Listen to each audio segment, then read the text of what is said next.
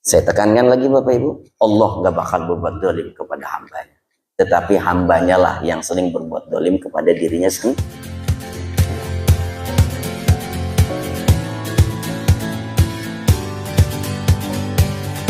A'udzu billahi minasyaitonir rajim. Bismillahirrahmanirrahim. Alhamdulillahi rabbil alamin. Ar-Rahmanir Rahim. Maliki yaumiddin. Iyyaka na'budu wa iyyaka nasta'in. Ihdinas siratal mustaqim. Siratal ladzina an'amta 'alaihim ghairil maghdubi 'alaihim waladdallin.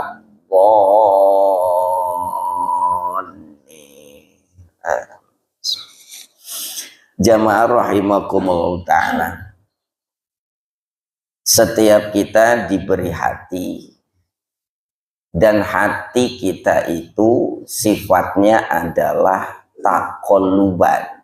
Itulah mengapa hati di dalam bahasa Arab diungkapkan dengan kata al-qalbu, karena memang sifatnya taqalluban, bergerak, berubah-ubah, tidak stagnan dalam sebuah keadaan. Maka wajar Rasulullah memberikan pelajaran doa kepada kita. Allahumma ya muqallibal qulub tsabbit qalbi ala dinik. Ya Allah yang membolak-balikan hati, kadang seneng, kadang sedih gitu ya. Kayak gitu kan Pak? Enggak ada kan yang dari pagi sampai sore seneng terus? Kayaknya sih enggak ada lah. Pasti ada rasa sedihnya dikit gitu ya. Apakah sedih ngelihat kehidupan, apakah sedih ngelihat dosanya? Tapi kebanyakan sedih ngelihat kehidupan apa ngelihat dosa? Sedih karena utang. Gitu ya. Terus kadang hati legowo sama orang, ya, lebih lapang dada. Tapi kadang pula juga kita jengkel sama orang, kan ya. Jadi kadang senang, kadang sedih, kadang suka, kadang tidak suka. Itu berbolak-balik terus. Tapi dengan doa yang diajarkan Rasulullah itu, kita ingin dalam setiap keadaan perubahan hati kita tetap ditetapkan oleh Allah di dalam agama Allah. Senang karena Allah, suka karena Allah, sedih dalam koridor syariat Allah, benci tetap di dalam adil karena Allah Ta'ala. Kan begitu. Itu yang kita inginkan, Pak. Semua perubahan hidup, semua perubahan suasana hati, yang penting kita diarahkan oleh Allah di dalam agama Allah. Yang lanjutannya, ya musarrifal qulub, wahai yang menggerak-gerakan hati, mengalih-ngalihkan hati, sorrif qalbi ala ta'ati, tetapkanlah, alihkan hatiku tetap di dalam ketaatan. Ketika cinta kita kepada seseorang, ya, kita minta pengalihan cinta itu di dalam rangka ketaatan kepada Allah. Walaupun mungkin ada satu kenyataan kita benci kepada seseorang, tetapi kebencian itu di dalam pengalihan kita di dalam aturan syariat Allah Subhanahu wa Ta'ala. Dan biasanya hati itu cepat berubah kalau menghadapi sesuatu yang berat bagi kita. Masalah, musibah, itu cepat tuh, ya. Yang tadinya tegar jadi kurang tegar, yang tadinya kuat jadi kurang kuat, yang tadinya senang jadi sedih. Maka mengelola hati itu Pak, yang apa namanya, yang diinginkan oleh kita agar kehidupan kita menjadi, bagaimana sebuah masalah bisa selesai kalau hati kita tidak tenang, gitu kan ya. Bagaimana masalah atau musibah itu bisa menjadikan kita tenang, lebih tenang itu kalau kesedihannya berlebihan. Maka hati kita, tenangnya hati, jernihnya pikiran di dalam menghadapi sesuatu, itulah yang akan menjadikan kita lebih mudah menghadapi sesuatu. Kalau dalam bahasa agamanya al-anah wal hilmu, al-anatu wal hilmu, ya, berpikir cerdas dan berhati tenang. Ya, hati tenang, pikiran cerdas. Maka insya Allah berbagai masalah, problem, musibah atau apapun bisa kita hadapi dengan baik.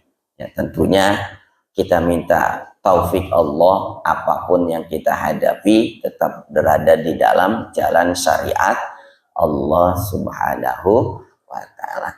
Nah, yang bisa menjadikan hati itu jadi anteng kan sudah ditetapkan oleh Allah itu di dalam surat Ar-Ra'd ya, ayat 28 itu.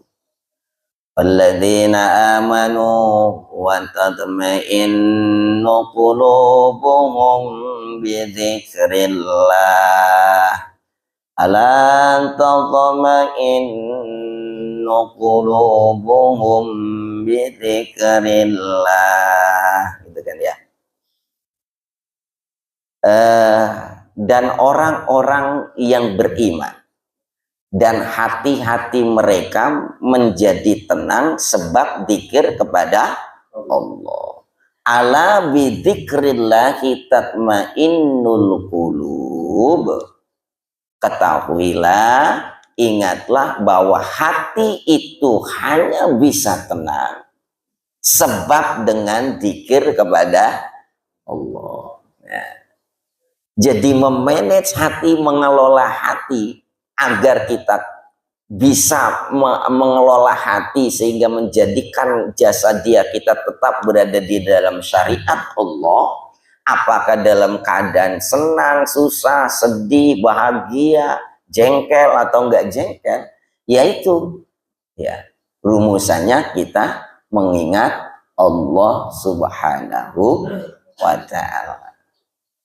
Karena memang janji Allah itu ala bidzikrillahi tatmainnul qulub. Ingatlah bahwa dengan atau sebab kamu berzikir kepada Allah, hati kamu menjadi tenang. Nah, zikir itu apa ya? Setahunya kita apa Bapak Ibu zikir itu? Zikir itu apa?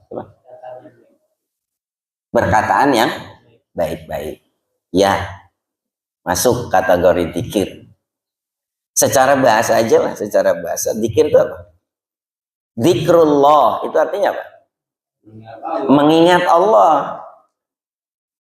Wasilahnya, fasilitasnya, sarananya tadi dengan mengucapkan kalimat-kalimat thayyibah. Kan gitu ya? Umumnya kan gitu kan? Dzikir itu artinya mengingat Allah. Sarananya yang paling mudah yang sering kita ketahui adalah dengan mengucapkan kalimat-kalimat thayyibah, nama-nama Allah, sifat-sifat Allah, gitu ya. Itu dzikir. Tapi kita lihat, Pak, bagaimana ungkapan-ungkapan orang solih tentang makna dzikir selain yang tadi umum tadi itu. Supaya korelasinya kok bisa sih hati itu menjadi tenang dengan dzikir kepada Allah. Ya. Apakah orang yang banyak hutang kemudian dzikir astagfirullah, astagfirullah, hatinya bisa tenang? Bisa. Kalau benar mengetahuinya. Kalau cuma sekedar lisan, itu susah menjadikan hati tenang. Walaupun kalimat itu sudah bisa membuat dirinya menjadi lebih tenang daripada semula. Nah, gimana coba hubungannya antara pengelolaan hati dengan tenangnya hati ketika kita mengingat Allah Subhanahu wa Ta'ala? Pertama, Bapak Ibu, mengingat Allah itu artinya selain kita mengingat dengan nama-nama Allah dengan kalimat thayyibah, ya, yaitu mengingat bidzikri fadlillahi wa ni'amihi, mengingat keutamaan-keutamaan Allah kepada kita dan mengingat nikmat-nikmat Allah kepada kita. Nih, maksud saya hubungannya kok hati bisa tenang gitu. Ya. Kalau mengucapkan alhamdulillah, itu sarana, Pak. Itu sarananya. Itu nanti yang keluar dari bentuk-bentuk yang nanti saya sebut ini. Makna pertama, Bapak Ibu, dzikir itu artinya mengingat keutamaan-keutamaan Allah dan mengingat nikmat-nikmat Allah kepada kita. Kadang kala kita diberi masalah, kita ingatnya masalahnya doang, tapi lupa nikmat Allah yang lain. Dikasih sariawan, dikasih sakit gigi, puyeng. Karena kenapa? Mikirnya giginya doang yang sakit, lupa masih dikasih mata, lupa masih dikasih kaki bisa jalan sholat, lupa walaupun sariawan makan masih bisa ngeleg. Oke? Yang sering kita nggak tenang itu kan karena kita kurang zikir itu tadi, kurang mengingat keutamaan-keutamaan yang Allah berikan kepada kita, atau kurang mengingat nikmat-nikmat yang Allah berikan kepada kita, sehingga kita sempit melihat satu celah tetapi tidak melihat ribuan celah kebaikan yang Allah kasih kepada kita. Ya contoh kayak tadi gitu kan, gak punya uang, sempit apa puyeng Bapak Ibu,